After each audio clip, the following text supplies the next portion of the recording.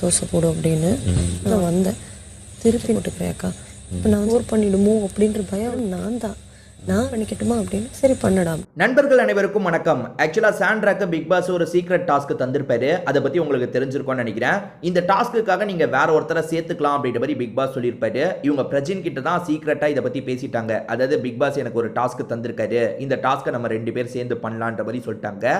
அந்த டாஸ்க் என்னன்னு பார்த்தீங்கன்னா, ஒருத்தரை ஒரு பகுதியிலேருந்து இன்னொன்று பகுதிக்கு மாற்றணும், வேலையை விட்டு தூக்கணும், அப்படி இல்லைன்னா பதவி மாற்றணும். பதவி தான் மாற்ற முடியும், வேலையை விட்டு தூக்க முடியாதுல்ல. பதவி மாற்றினா கூட ஓகேன்ற மாதிரி பிக் பாஸ் சொல்லியிருப்பாரு.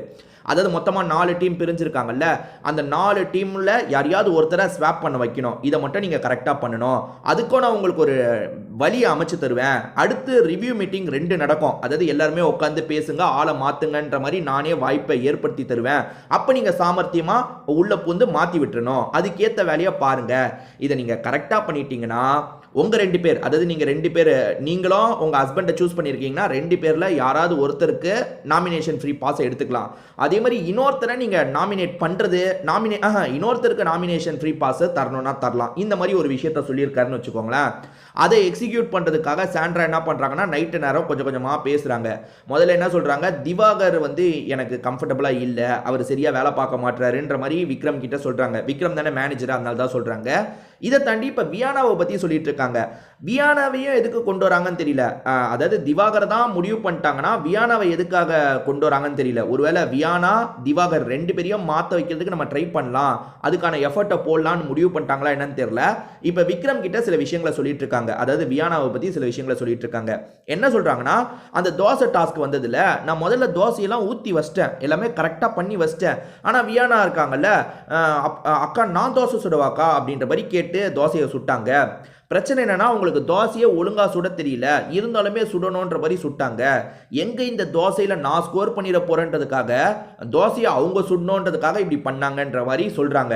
ஆக்சுவலா இது டாஸ்க்குக்காக சொல்றாங்களா இல்ல உண்மையாலே இவங்க மனசுல இருக்கிறத சொல்றாங்களான்றது தெரியல. ஏன்னா டாஸ்க்குக்காக பண்ற மாதிரியும் நம்ம பார்க்க முடியும், இல்ல இவங்க மனசுல இருக்கிறத சொல்றாங்கன்ற மாதிரியும் பார்க்க முடியும். இன்னொன்று ஒரு விஷயத்த சொல்றாங்க. அது என்னன்னா, கேசரி செய்கிற ஐடியாவை கொடுத்ததே நான் தானே சொல்கிறாங்க. ஆக்சுவலாக உங்களுக்கு தெரியும், வியானா ஒரு கேசரி செஞ்சுருப்பாங்க, பீட்ரூட்டை வச்சு அந்த கலரெல்லாம் ஏற்றி தந்திருப்பாங்க, கெஸ்ட்டுங்களுக்கு தந்திருப்பாங்க. அதனால தான் அவங்களுக்கு ஸ்டார் கிடச்சிருக்கும். அதாவது காலையில் ஸ்டார் தரும்போது வியானாக்கு இந்த காரணத்தெல்லாம் சொல்லியிருப்பாங்க. அதாவது அவங்க எங்களுக்காக கேசரி கொண்டு வந்தாங்க, அதுக்கு மேலே பீட்ரூட்டை வச்சு கொஞ்சம் கலர்லாம் மாற்றிருந்தாங்க, கொஞ்சம் எஃபர்ட் போட்டதுனால அவங்களுக்கு ஸ்டாரை தரோன்ற மாதிரி சொல்லியிருப்பாங்க. இந்த இடத்துல சாண்ட்ரா என்ன சொல்கிறாங்கன்னா, அந்த ஐடியா தந்ததே நான் தான், ஆனால் அவள் கிரெடிட்ஸ் எடுத்துக்கணுன்ற மாதிரி பார்க்குறா, எனக்கு பெருசாக செட் ஆகல அப்படின்ற மாதிரிலாம் சொல்லிட்டு இருக்காங்க. ஸோ விக்ரம் கிட்ட என்ன சொல்ல வராங்கன்னா, வியானாவை தூக்கணும்னு சொல்ல வராங்க போல. ஏன்னா எக்ஸாக்டாக அவங்க என்ன சொன்னாங்கன்னு எனக்கு தெரியல. பட் வியானா சம்பந்தமாக நிறைய கம்ப்ளைண்ட்டை சொல்லிட்டு இருக்காங்க. அதே மாதிரி திவாகரை பற்றியும் கம்ப்ளைண்ட் சொல்லியிருக்காங்க. அது என்னன்னா, அவர் பெருசாக வேலையை பார்க்க மாட்டாரு, அவர் வேலையும் சேர்த்து நான் தான் பார்க்க வேண்டியது இருக்குது அப்படின்ற மாதிரி சொல்லியிருக்காங்க.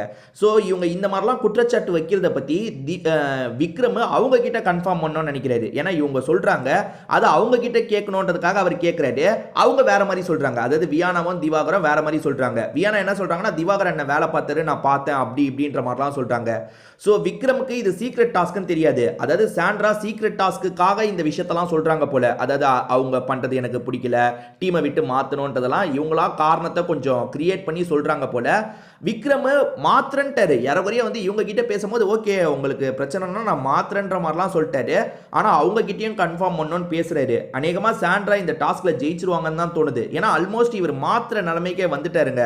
சரி திவாகர் தானே பிரச்சனை, மாத்திடுறேன்ற மாதிரிலாம் சொல்லியிருக்காரு. திவாகரும் சரி நான் மாறிடுறேன்னு சொல்லிட்டா இவங்க நினைச்சது நடந்துரும். அதாவது இவங்க பிக் பாஸ் சொன்ன டாஸ்க்ல ஜெயிச்ச மாதிரி ஆயிடும், நாமினேஷன் ஃப்ரீ பாஸ் கிடைக்கும். ஸோ சாண்ட்ரா எப்படி மனசை மாத்துறாங்க, கரெக்டாக பண்றாங்களா இல்லையா, லைவ்ல நடந்த எல்லா விஷயத்தையும் சிலர் பார்த்துருப்பீங்கல்ல, அவங்க உங்களோட கருத்தை ஷேர் பண்ணிக்கோங்க. திரும்பி வேற ஒரு வீடியோல நம்ம பார்ப்போம்.